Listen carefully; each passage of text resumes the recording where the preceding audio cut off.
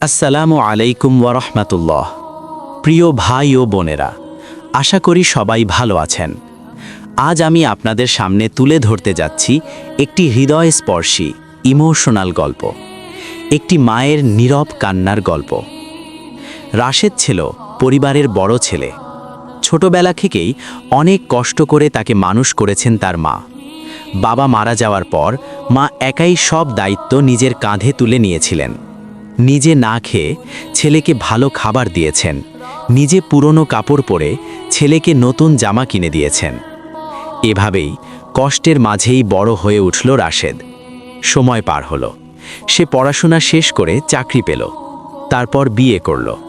কিন্তু বিয়ের পর সব কিছু ধীরে ধীরে বদলে যেতে লাগল। স্ত্রীর কথায় রাশেদ তার মায়ের থেকে দূরে সরে যেতে লাগল।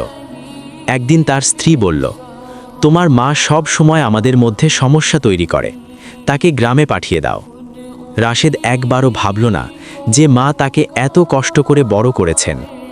পরের দিন সে মাকে বলল, মা, তুমি গ্রামে চলে যাও, এখানে তোমার কষ্ট হবে।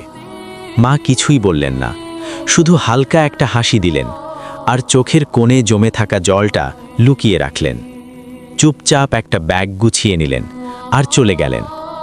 কয়েক মাস পর হঠাৎ একদিন রাশেদের ফোনে খবর এলো, তোমার মা খুব অসুস্থ। সে দৌড়ে গ্রামে গেল, গিয়ে দেখল তার মা বিছানায় শুয়ে আছেন, খুব দুর্বল। মা ধীরে ধীরে বললেন, বাবা, তুমি ভালো আছো তো?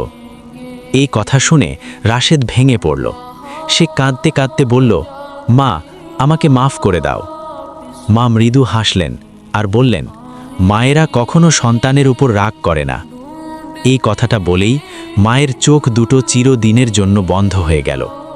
রাশেদ আজও কাঁদে, কিন্তু তার সেই কান্না আর কেউ শোনে না, কারণ মা তো আর কখনো ফিরে আসবে না। মনে রাখবেন, মা বাবা আমাদের জীবনের সবচেয়ে বড় নেয়ামত, তাদের কষ্ট দেবেন না। যদি গল্পটি আপনার হৃদয় ছুঁয়ে যায়, তাহলে ভিডিওতে লাইক দিন, কমেন্ট করে আপনার মতামত জানান এবং এমন আরও সুন্দর গল্প পেতে আমাদের চ্যানেলটি সাবস্ক্রাইব করুন। ধন্যবাদ সবাইকে। আল্লাহ হাফেজ।